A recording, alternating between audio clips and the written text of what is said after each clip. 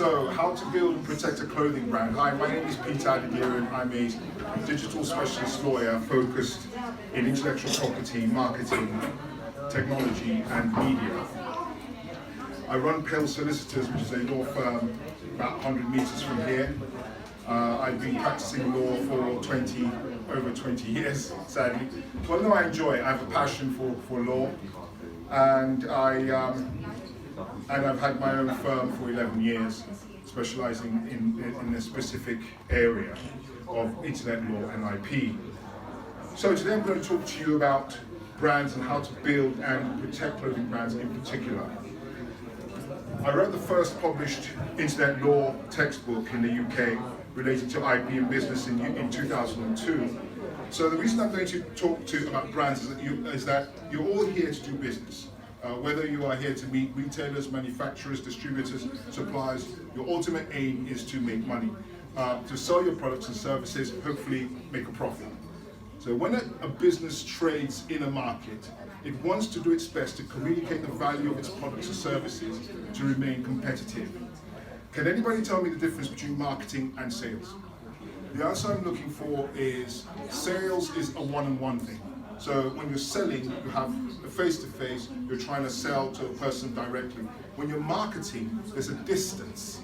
That's the difference. You see, anyone who's a salesperson would know it's much more difficult to sell to 2-3 people in a room than it is to one person. Why? Because those 3 people have different opinions. One person says, oh, that's a great product, the other 2 saying, get out of here.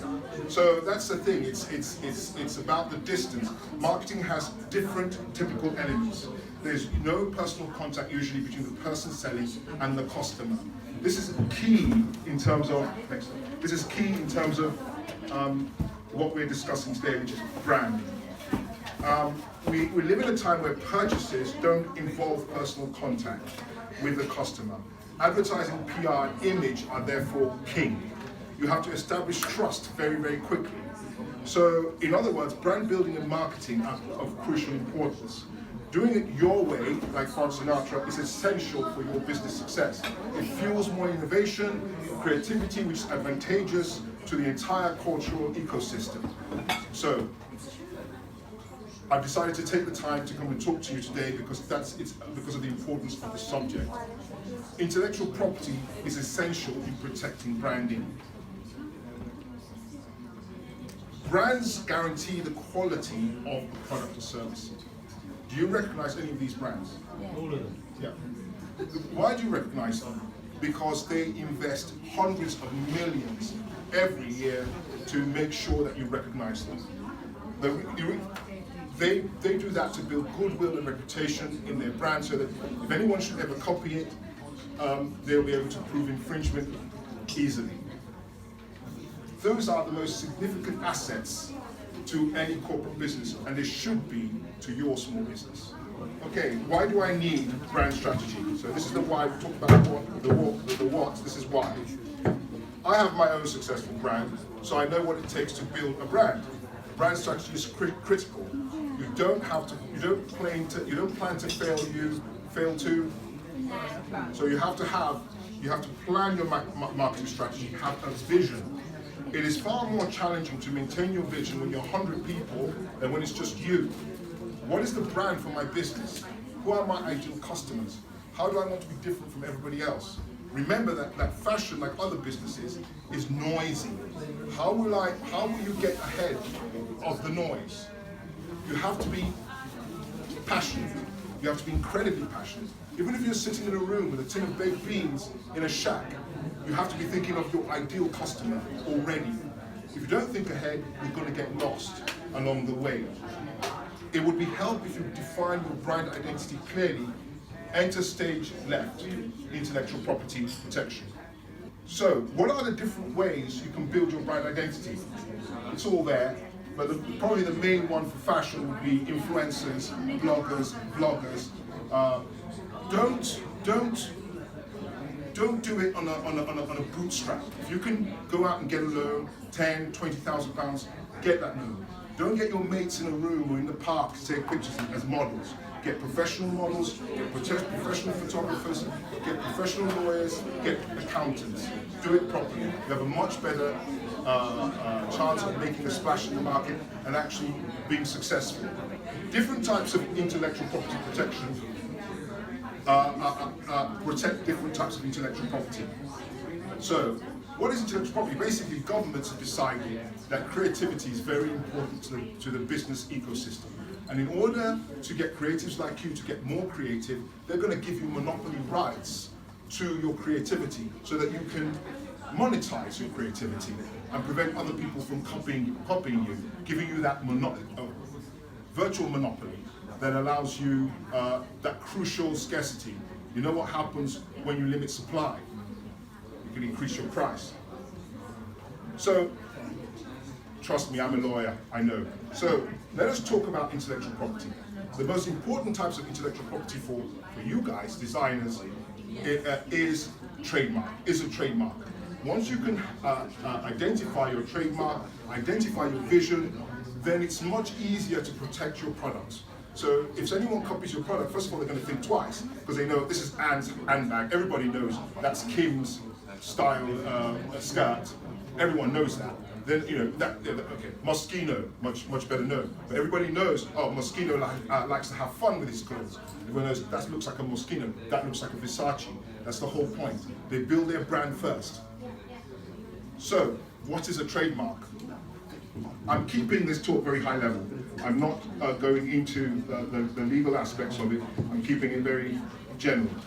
Okay, the Trademark Act was recently amended by the Trademark Regulations 2018 to simplify the wording of definition of a trademark, which is pretty complex, the simpler version. But the idea is that nearly anything can be a trademark. So GIFs, memes, sound, music, color, virtually, as long as it's capable of being represented on the register, and you're able to, governments, the public, the registrar is able to identify the subject matter that it's trying to protect, it can be a trademark. That's a very simplified version of the actual definition.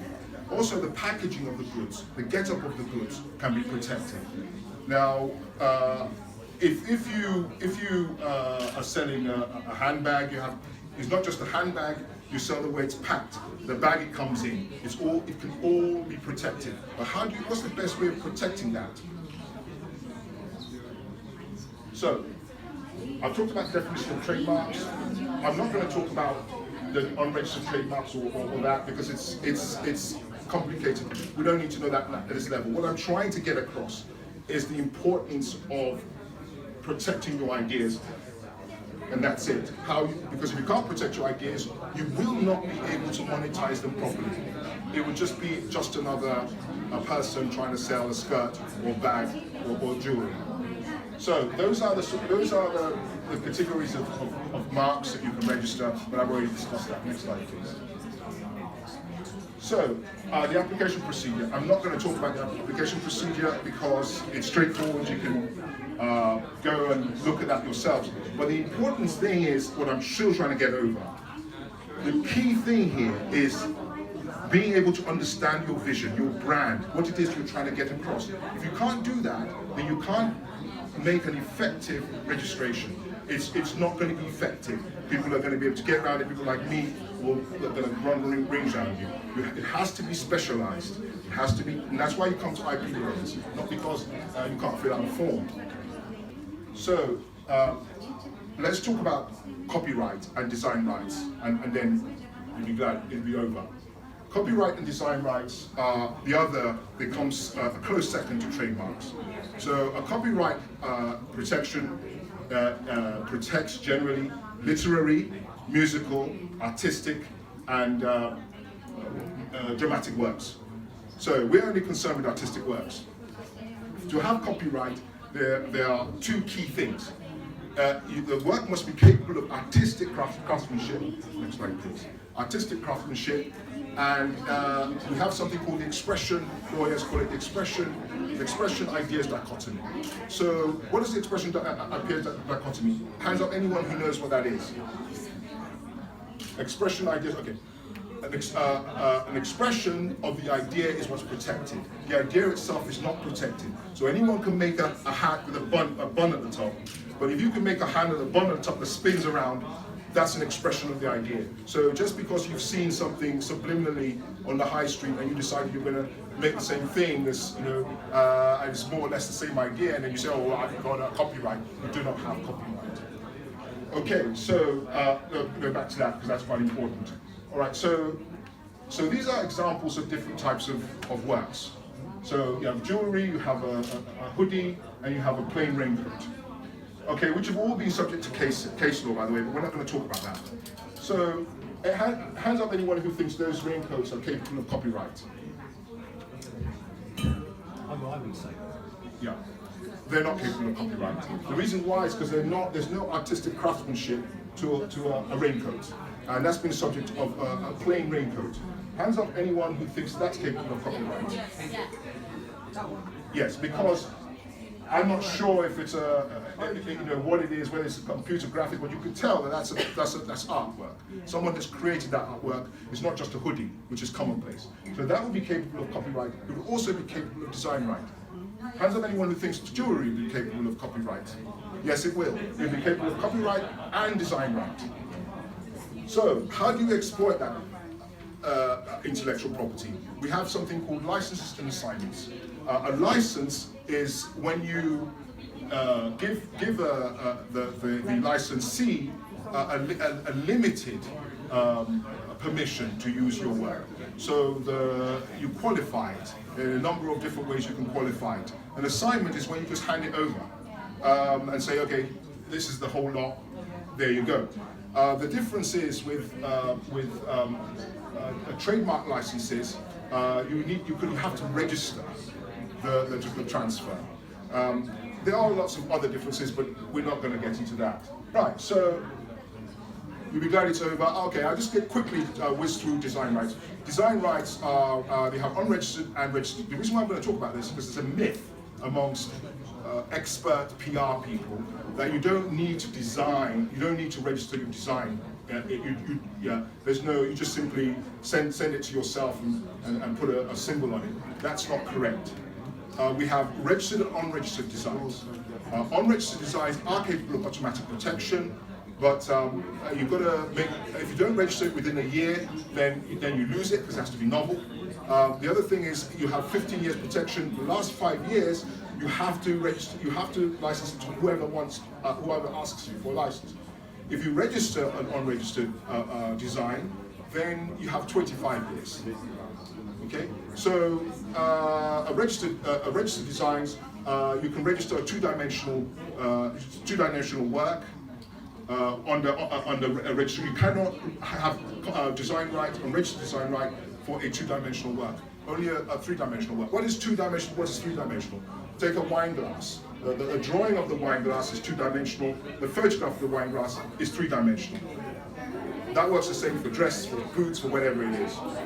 So, you're concerned if someone pinches your photograph and puts it on their website, but you're also concerned if they're stealing your design notes.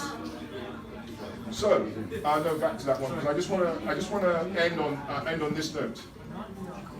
I'm going to read from the slide because it's important what's there.